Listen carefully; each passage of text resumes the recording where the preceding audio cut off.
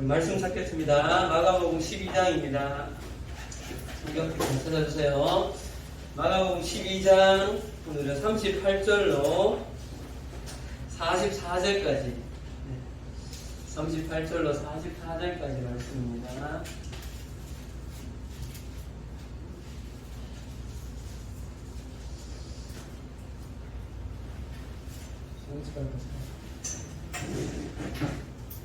마태복음 12장 38절로 44절까지 제가 38절 읽도록 하겠습니다. 예수께서 가르치실 때에 이르시되 긴 옷을 입고 다니는 것과 시장에서 문안 받는 것과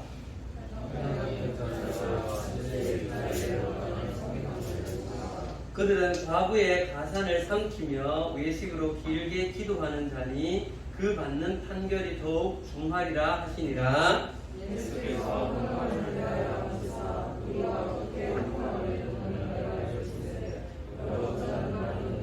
한 가난한 과부는 와서 두 렙돈 곧 한 고드란트를 넣는지라.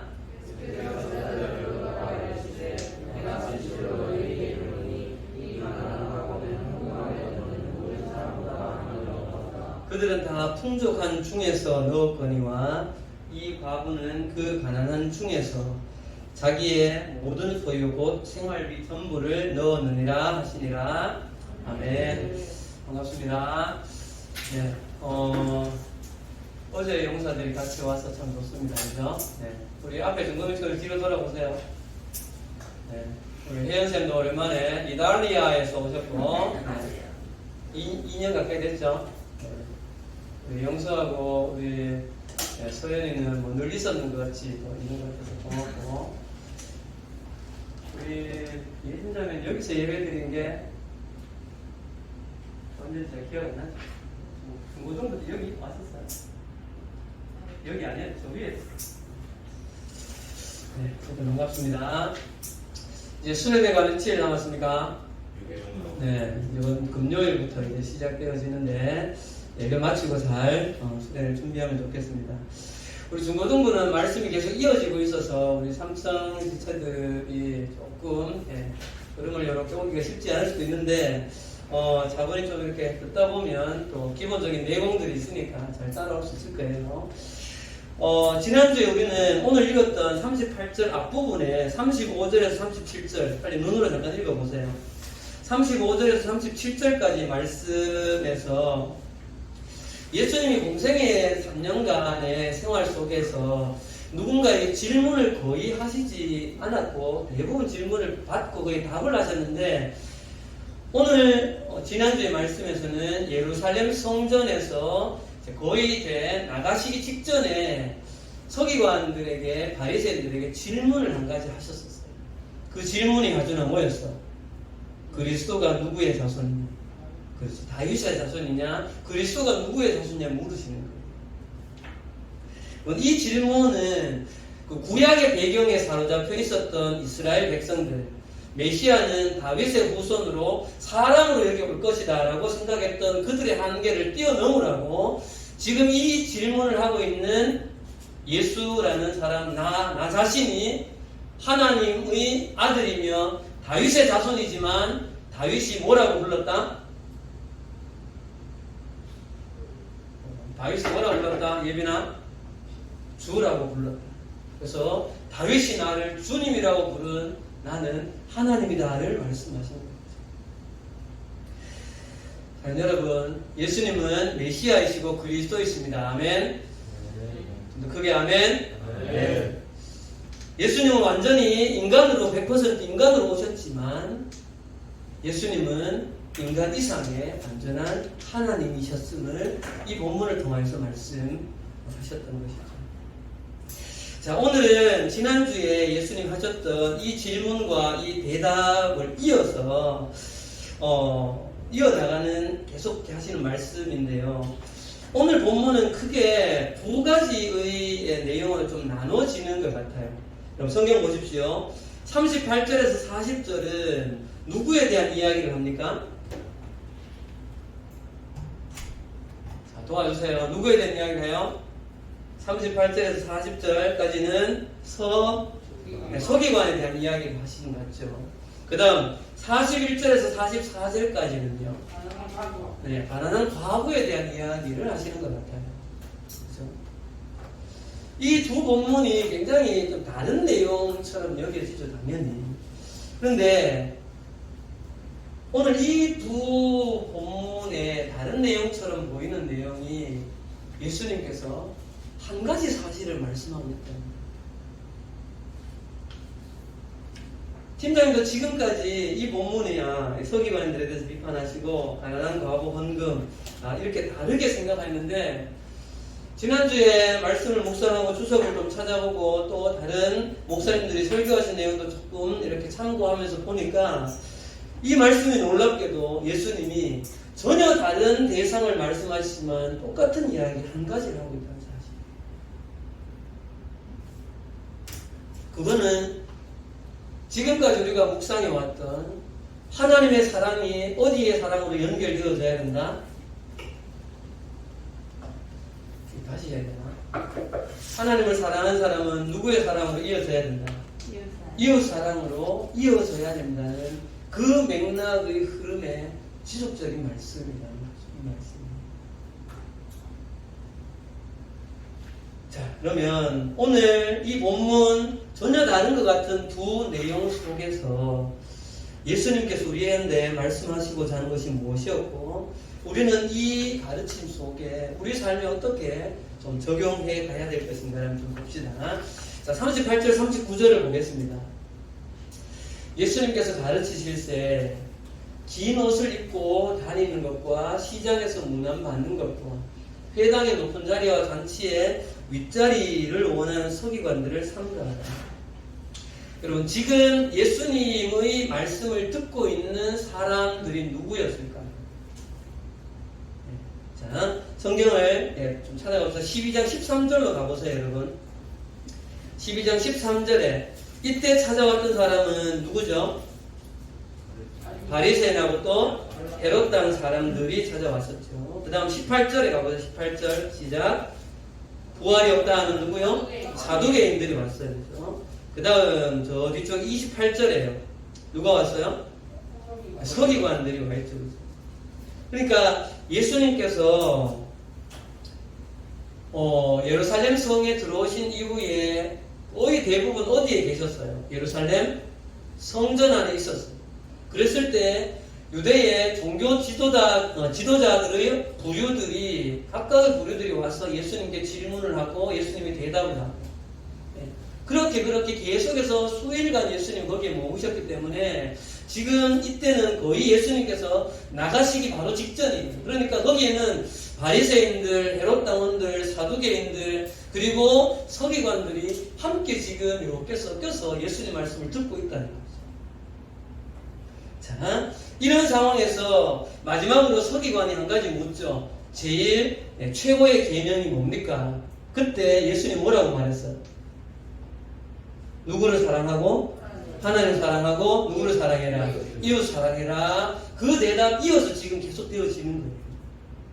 자, 그런데 여러분 생각해 보세요. 지금 예루살렘 성전에 그 당시에 사회의 기득권층이라고 할 수 있는 종교의 지도자들의 부류들이 대부분이 모여 있습니다. 그런데 예수님께서 이 자리에서 오늘 38절부터 40절까지는 그 중에서도 가장 사회적으로 어쩌고 보면 하이 클래스에 있다고 말하는 서기관들을 정면으로 비판하고 계시는 거예요. 그 일이 쉬웠을까요? 쉽지 않죠. 그죠? 우리는 예수님께서 비판하신 서기관을 향하여 비판한 이 이야기는 우리를 잘 좀 살펴봐야 되는데 왜냐하면 그 뒤에 나오는 가난한 과부의 헌금 내용과 이 비판이 연결되어지기 때문입니다. 그럼 여기서 서기관을 비판하지만 비단 서기관만일까요? 그 자리에 모여있는 종교의 지도자들을 전체를 향하여서 예수님이 비판하시는 거죠. 자, 그럼 여러분 서기관들의 모습, 특징 세 가지를 예수님이 말씀하세요. 세 가지를요. 재영이 어서 와. 반가워 재영아. 네, 앞에 앉아. 자, 첫 번째 서기관의 특징 첫 번째, 그들은 어떤 옷을 입고 다닙니까? 어떤 옷을요? 긴 옷을 입고 다니죠. 긴 옷. 네. 두 번째는요, 시장에서 문안받는 것을 좋아하고요. 세 번째는 회당의 높은 자리와 잔치의 윗자리를 원하는 자다. 이렇게 기록하고 있습니다. 그럼 이 세 가지 특징을 한번 잘 생각해 보세요. 긴 옷을 입고 다니는 거, 시장에서 문안, 높은 자리에 윗자리를 원하는 거. 그럼 이거는 동서고금을 막론하고 인간들에게 나타나는, 예준아 듣고 있지? 인간들에게 나타나는 공통적인 속성입니다. 누구나 이런 것들을 원하는 거죠, 사람입니다. 자, 이 세 가지를 짧게 좀 보도록 할게요. 이 세 가지가 인간 속에 있는 어떤 죄의 본성을 말하고 있느냐. 첫 번째, 긴 옷입니다. 긴 옷. 이 서기관들이 입는 긴 옷을 스토리라고 부르는데요. 그러면 긴 옷을 입었다는 건 뭘 말하는 걸까요? 긴 옷을 입었다. 더 어떻게 보이려고? 여기는 뭐?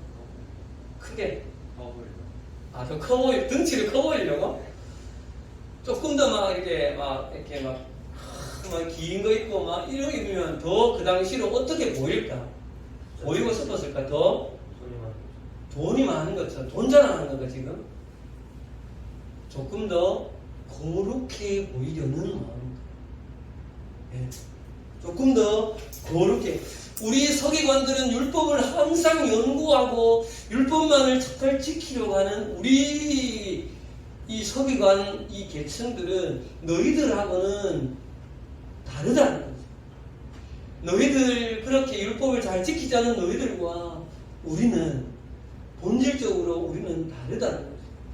이거는 다른 말로 하면 뭔가 하면요, 구별짓기. 상대적으로 우리가 너희보다 좀 더 나은 클래스에 있다. 상대적으로 우리가 좀 더 나은 위치에 있다. 너희들보다 우리는 훨씬 더 거룩한 사람들이다라고 그들을 낮추고 자기 자신을 높이는 구별짓기인 거죠.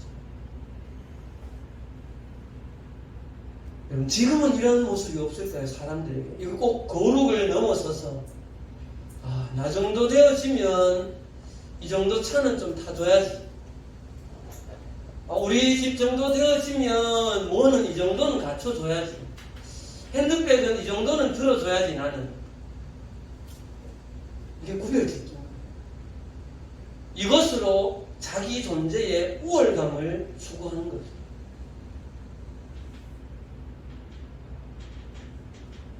자, 두 번째로 시장에서 문안받는 것입니다. 사람들로부터 뭐 받는 거예요? 사람들이 지나가면서 이 시장에서 이분들이 뭐하고 있을까요? 기도하고 있는 것처럼 보이는 거죠. 그럼 지나가면서 뭐예요? 인사하는 거예요. 인사. 뭘까요? 이거는 넘겨주세요. 명예욕입니다. 사람들로부터 박수받고 싶은, 칭찬받고 싶은 욕구인 것이죠. 그 다음요, 회당의 높은 자리와 잔치의 윗자리를 원한다. 우리 모두 그런 마음이 없나요? 이건 뭘까요? 윗자리를 올라가고 싶은 마음, 권력에 대한 욕구입니다. 여러분, 이 구별짓기와 명예욕과 권력욕에 대해서 성경은 이 세 가지를 철저히 멀리하라고 우리에게 가르칩니다. 여러분, 요한 1서 말씀 한번 가볼까요? 자, 같이 읽읍시다. 너무 중요하고 너무 중요한 말씀이에요. 같이 읽읍시다. 시작. 이는 세상에 있는 모든 것이 육신의 정욕과 안목의 정욕과 이생의 자랑이니 다 아버지께로부터 온 것이 아니요 세상으로부터 온 것이라. 육신의 정욕과 안목의 정욕과 이생의 자랑, 이 세 가지가 이 서기관들을 향하여서 예수님이 비판하셨던 긴 옷을 입고 윗자리에 앉기를 원하고 인사받기를 원하고 이것은 이것 아닌가요?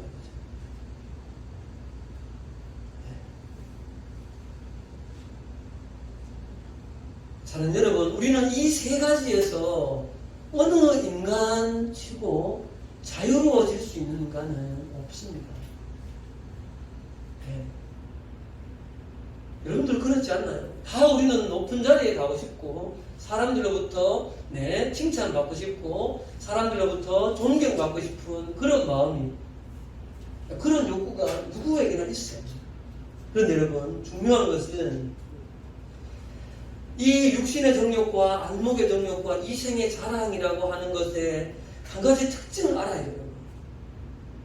저는 가끔 여러분들도 말씀드렸는데 이 세 가지는 추구하면 추구할수록 이 세 가지의 노예가 되어져서 만족감이 없다는 거죠.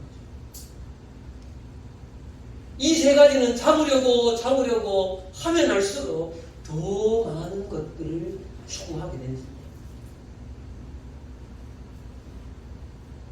그래서 여러분, 우리는 이 세 가지에서 우리 스스로의 힘으로 자유로워질 수 없습니다. 우리가 자유로워질 수 있는 길은, 따라합시다. 진리가 너희를 자유롭게 할지니라. 진리 대신 예수 그리스도 안에 있을 때 우리는 이 세 가지에서 자유로워지어 갈 수 있는 것입니다.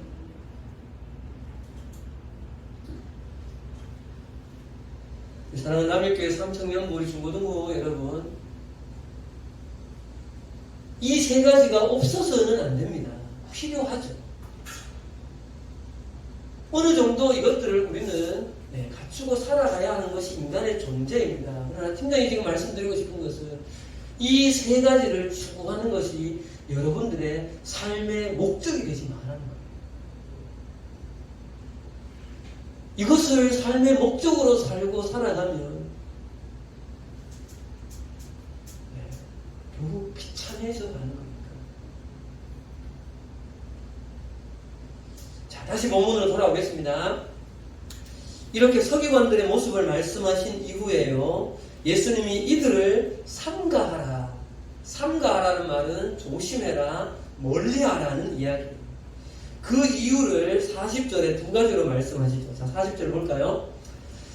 자, 읽읍시다. 시작. 그들은 과부의 가산을 삼키며 외식으로 길게 기도하는 자니 그 받는 판결이 더욱 중하리라. 자, 이들을 가까이 하지 말아야 되는 이유로 두 가지를 말씀하시죠. 과부의 가산을 삼킨다. 외식으로 길게 기도하는 자다. 그들의 판결이 더 중하다. 그들은 더 무거운 심판을 받을 거다 이렇게 말씀하고 있어요. 여러분, 여기서 과부의 가산을 삼킨다, 외식으로 길게 기도한다, 이게 무슨 의미일까?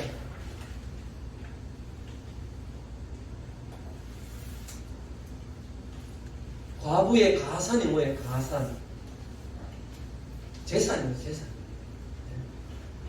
자, 여러분, 우리가 이 두 가지 예수님께서 결론적으로 이들이 앞에 그 세 가지와 함께 과부의 가산을 삼키고 외식으로 길게 기도한다는 이 두 가지의 의미를 조금 더 설명하시기 위해서 예수님께서 가신 곳이 그 이후에 41절에서 44절까지입니다. 자, 여기까지 말씀하시고 나서 예수님이 장소를 좀 옮기세요. 자, 41절 가봅시다. 41절. 예수께서 어디로 가셨어요? 헌금함을 대하여 앉으사. 여러분, 예루살렘 성전 입구에 헌금함이 이렇게 입구가 큰 항아리처럼 생겼어요. 이렇게 생긴 것이 여러 개가 놓여져 있다. 10몇 개 정도. 자, 여기로 예수님이 옮겨가셔서 헌금하시는 걸 보시는 거죠. 근데 마침 그때 헌금하는 사람들이 있었습니다. 자, 우리가 어떻게 헌금함에 돈 넣는 거를 이제 보실세. 부자는 많이 넣는데 한 가난한 가부는 2 렙돈 곧 한 고드란트를 넣는지라. 그리고 두 랩돈 혹시 얼마일 것 같아? 대충 지금 200원은 너무 냈다 쳐. 2,000원보다 약간 더 많이.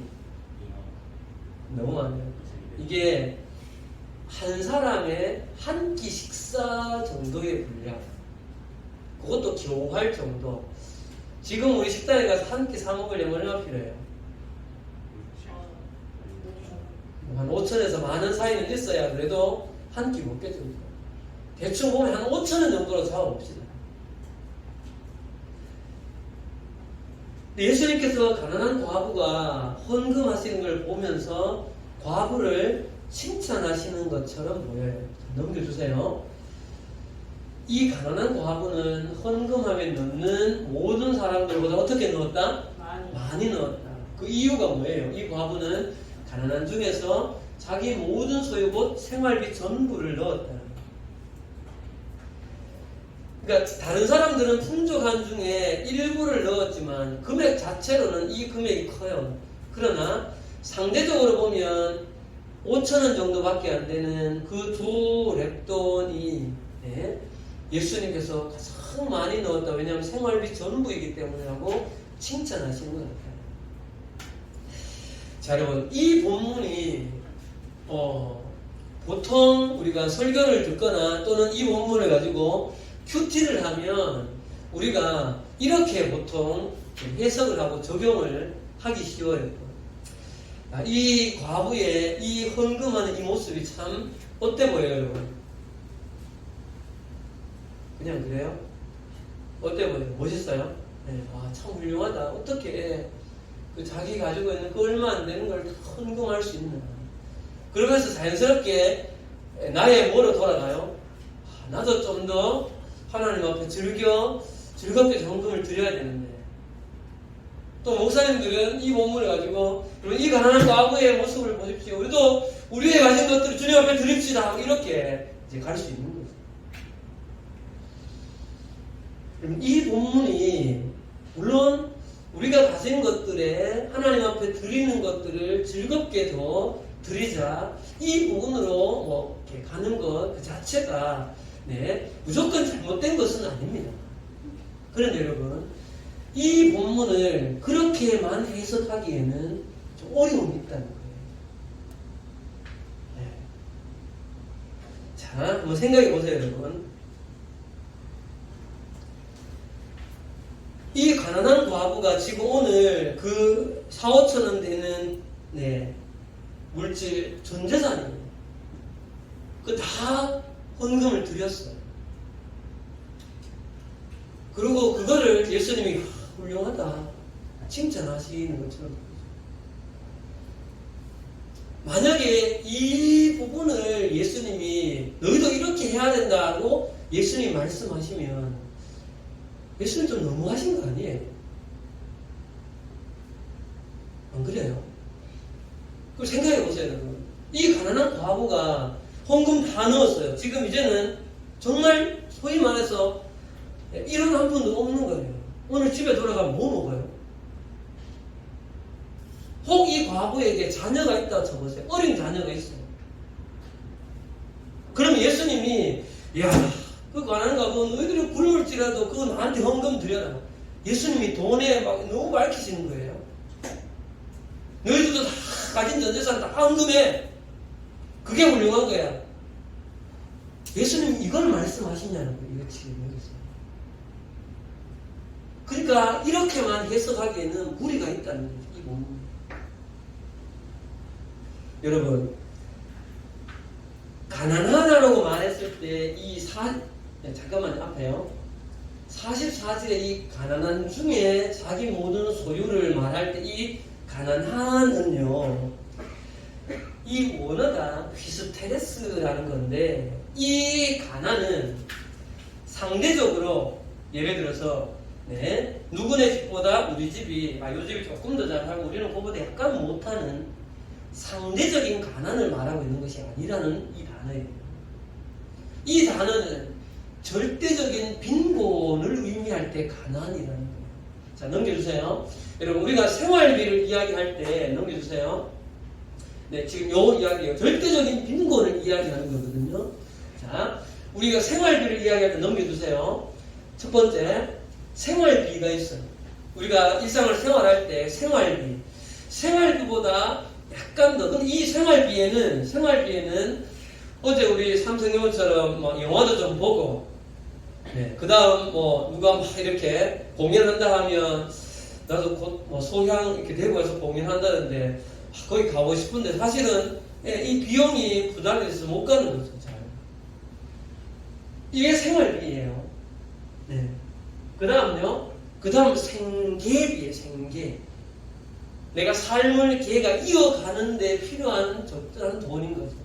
그럼 여러분 이거하고 여기가 조금 더 가난해 보이는 거죠. 그럼 여러분 이 생계비보다 더 낮은 건 뭘까요? 뭘까요?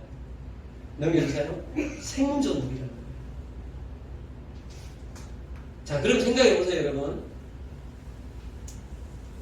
여기서 있는 이 스트레스는 어디를 말할까요? 생존비라는 거예요. 넘겨주세요. 이 생계비는 포토코스라는 말로 당시에 이 말도 쓰여졌던 말이라고 해요. 그 다음 휘스테레스 44절에 가난한 과부가 가난한 중에라고 말할 때 절대적인 빈곤 상태에 있는 사람이에요.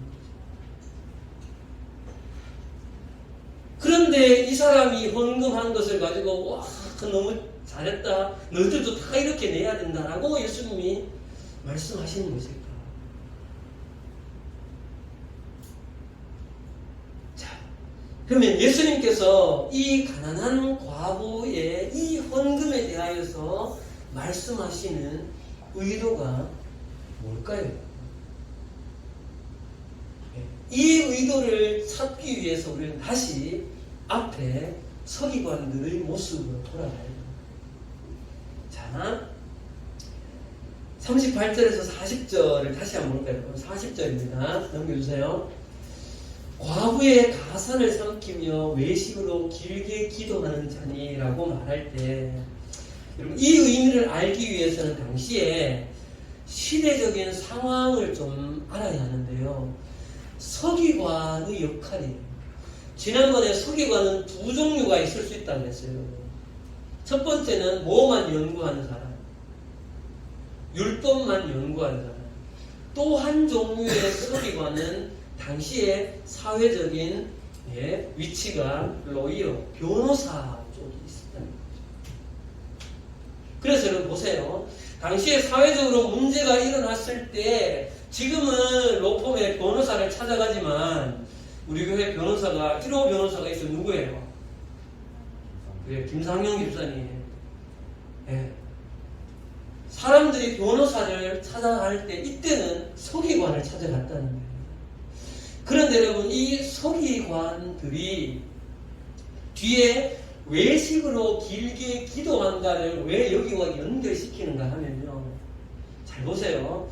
여러분들도 누군가 변호사를 찾아가는 상황이 있으면 변호사 한 사람이 있는 게 아니잖아요. 여러 사람이 있겠죠. 그 중에서 어떤 변호사를 선택해야 되는 거죠. 그러면 당시에 여러 서기관이 있어요.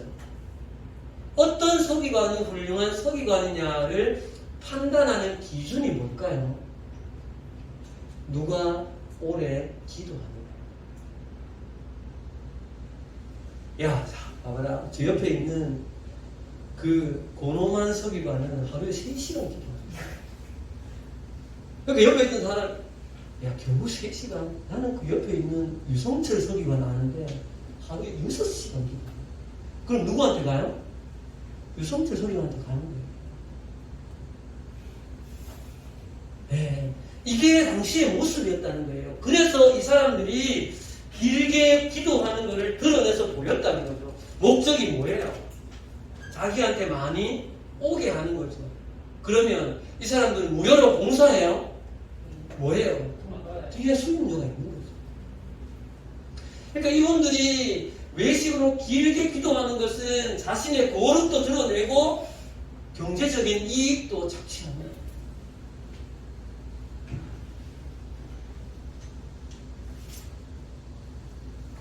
그리고 과부의 가산을 삼킨다고 하는 이 표현이 또 두 가지의 의미가 더 있어요. 한 가지는 과부면, 하준아, 과부는 누가 죽은 사람? 아빠가 죽은 사람이야. 아빠. 그래.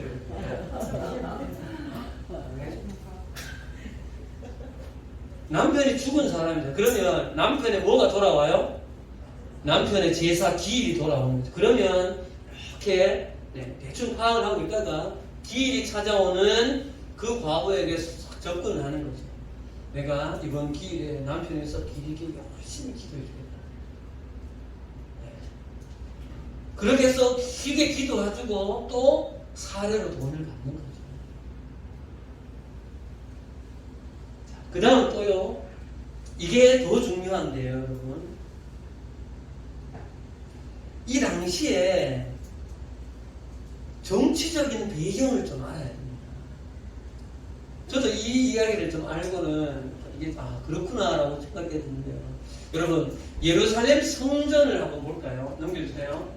이 기억나죠, 여러분? 지난번에 우리 중고등 친구들 기억나죠? 여러분 성전 여기 뭐 이방인의 뜰도 있고 여인의 뜰도 있고 막 그런데 여기 이방인의 뜰이잖아요. 당시에 헤롯 왕이 이 성전을 확장 증축 공사를 이 바깥에 엔터 쳐주세요.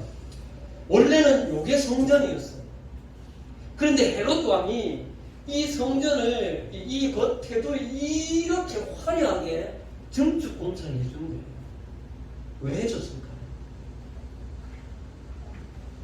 헤롯 왕은 당시에 정통 유대인이 아니라 에돔의 후손이에요. 그러면 이방인의 후손이라는 거예요. 그런데 누구를 통치하고 있어요? 유대인들을 통치하는 거죠. 그리고 생각해보세요, 여러분. 유대인이 심정적으로 정통 유대인, 하나님으로부터 택함받은 민족이 가문이 아닌 집안의 사람이 대통령을 하고 있어요. 그 유대인들이 심정적으로 이 왕을 잘 따를까요? 그렇지 않을까요? 그렇지 않을 가능성이 높은 거죠. 그래서 헤롯이 늘 불안한 거예요. 로마에도 눈치를 봐야 하고 백성들 눈치를 봐야 되는 거죠. 그래서 이 헤롯이 이런 말이 있어요. 헤롯 가문은 줄타기의 묘수다. 정치적인 생명을 유지해가기 위해서 이 사람들이 고민을 하는데 뭐라고 고민하는가 하면 유대인의 마음을 살 수 있는 방법이 뭘까 하는 고민하는 거예요. 그러니까 이들에게 있는 하나님, 여호와 하나님을 섬기는 신앙이 너무 크다. 이 사람들에게 뭘 지어주자? 성전을 지어주자. 그래서 여러분 실제로 이 헤롯이 로마에 부탁을 해서 여기 지금 이 정도의 땅이 여러분 예루살렘 성 전체의 4분의 1에 대한 규모라고 해요. 상당한 땅을 분양받아가지고 허락받아서 예루살렘 증축 공사를 대대적으로 하는 거예요. 여러분 이 성벽 짓는데 전체 걸린 기간이 지난번에 이야기했는데 몇 년 걸렸다 했어요? 기억날 리가 없죠. 그래서 고마운 거죠, 우리가. 자, 이 성전 증축 공사가 84년 정도가 걸려요. 그리고 몇 년 지나고 나서 디톡슨가 하는 로마의 그 장군에 있어서 무너져 내린다고 그랬잖아요. 그러면 지금도 예수님이 계셨을 이때도 지금 이 성전 증축 공사는 한창 진행 중이었다는 거죠. 그럼 생각해 보세요. 공사하는데 제일 필요한 게 뭐야? 돈이죠. 그럼 생각해 보십시오. 이 증축 공사를 성전을 화려하게 더 의리의리하게 지어 놓으면 종교 지도자들 층도 좋을까 안 좋을까요? 좋죠. 자기들의 권위가 높아지는 것처럼 보이니까. 그러니까 이 기득권 층에 있는 이 제사장, 서기관, 바리새인들이 모든 사람이 다 짤순이가 되는 거예요. 무슨 짤순이? 성도들, 백성들로 하여금 헌금을 짜내는 거죠. 헌금을 강요하는 거예요. 실제로 이 당시에 있었던 그 미드라시라는 책에 보면 이런 게 기록이 되어 있다는 거예요. 한 가난한 과부가 하나님 앞에 헌금은 드리고 싶은데 드릴 것이 없고 찾다 찾아보니까 밀가루통에 밀가루가 조금 남았어. 이거를 끌고 가지고 제사장한테 와서 이 성전에 와서 그거를 헌금으로 드렸는데 그때 그 옆에서 한 제사장이 이 모습을 멀쩡히 보다가 여러같이 소리를 지는 거죠. 이봐 과부, 어디 하나님 앞에 그것 정도밖에 못 가져오냐, 이렇게 하다가 꿈에서 깼다더라는 기록이 있어요.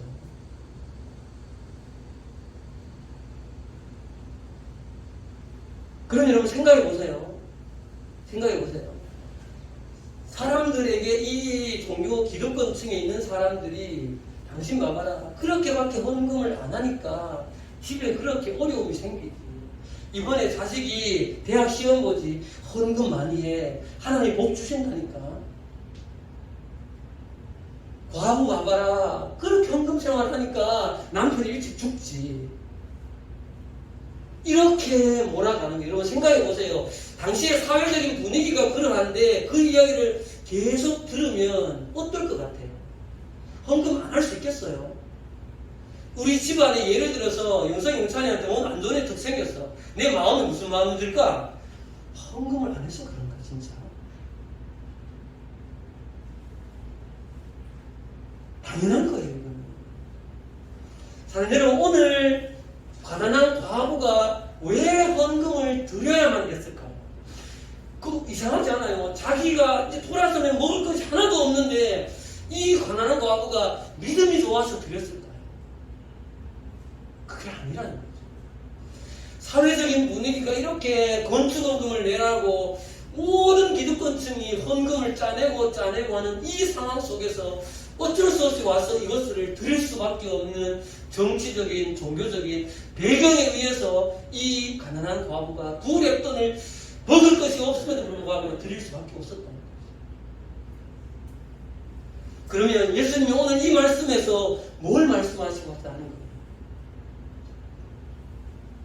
지금 이 이야기를 듣고 있는 제사장, 서기관, 헤롯 당은 여러분들, 너희들은 사회의 기득권층으로 얼마나 많은 부를 지금 축적하고 있지만 그들은 하나님을 섬긴다고, 잘 섬긴다고 하는 그들이 가난한 과부의 이 두 랩돈 드리는 것, 그들을 뭐하지 못하고 있어요.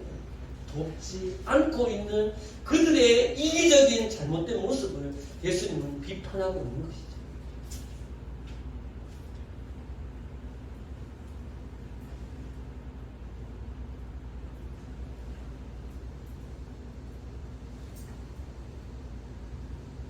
그럼 여러분, 이 흐름이 비슷하지 않습니까?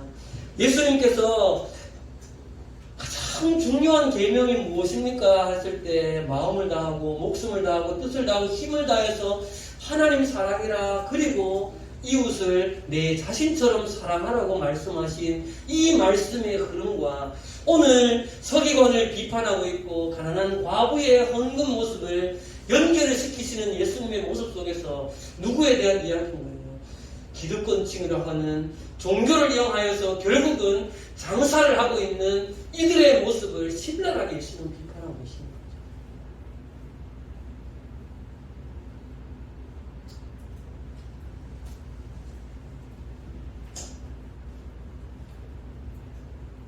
이 말씀을 보면서 다시 넘겨주세요. 미가서를 내가 넣어놓았나요? 없군요.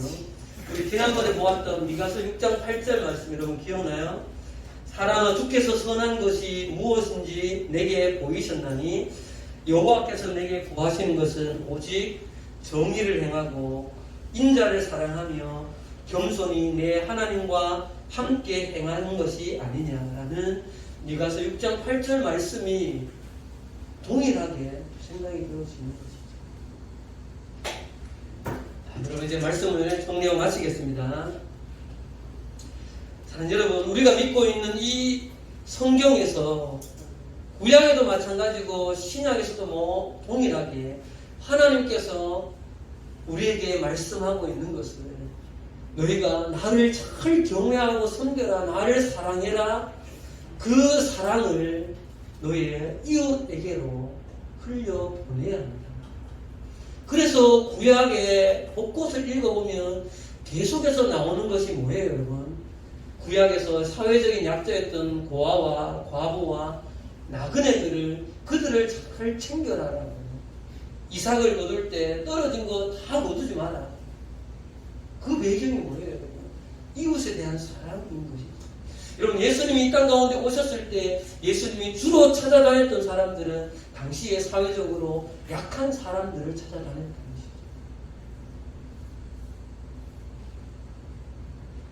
여러분, 이것이 기독교 신앙의 여러분 가장 기본 되어지는 진리입니다. 하나님을 사랑하는 것, 이웃을 사랑하는 것은 분리될 수가 없는 것입니다. 그런데 가끔 우리는 그리스도인들의 모습을 보게 되어지면 그리스도인들이 훨씬 더 이기적인 모습으로 살아갈 때가 있음을 보게 되어집니다.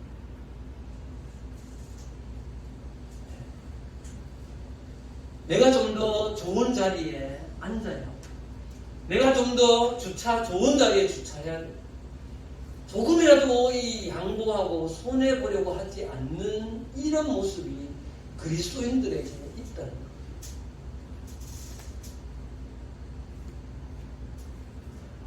거예요. 우리가 예수 믿는 것은,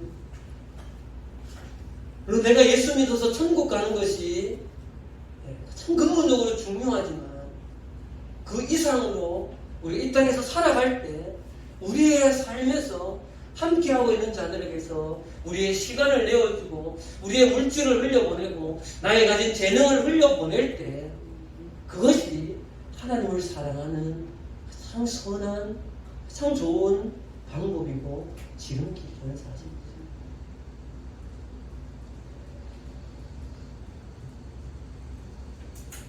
하나님을 사랑하십니까?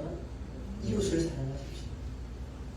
지체들 함께 지금 앉아있는 지체들 서로를 사랑하는 것으로 연결되어지는 것이 하나님을 사랑한다라고 고백하는 우리의 고백이 되어져야 함을 이렇게 여러분들에게 함께 나누면서 말씀을 마치겠습니다. 기도하겠습니다.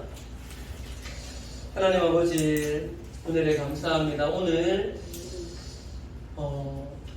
서기관의 모습을 예수님이 비판하시면서 또 가난한 과부의 모습을 돌아보면서 당시 사회 속에서 하나님을 섬긴다 하고 경외한다고 하는 사람들이 정말 들여다보면 너무나 이기적으로 자기 자신의 배만 채우고 있는 모습을 비판하시는 예수님의 모습을 보게 되어집니다. 주님, 우리에게도 동일하게 이 세 가지의 기본적인 욕구들이 있습니다. 하나님, 그러나 우리가 이것을 추구하며 살지 않게 하시고 정말 진리 안에서 자유케 하시며 또한 우리가 주님을 사랑하는 그 삶이 우리 이웃을 사랑하는 삶으로 연결되어져 갈 수 있도록 그런 우리 사랑하는 중고등부와 삼청년부와 우리 선생님들 되어질 수 있도록 함께하여 주시옵소서. 예수님 이름으로 기도합니다. 아멘.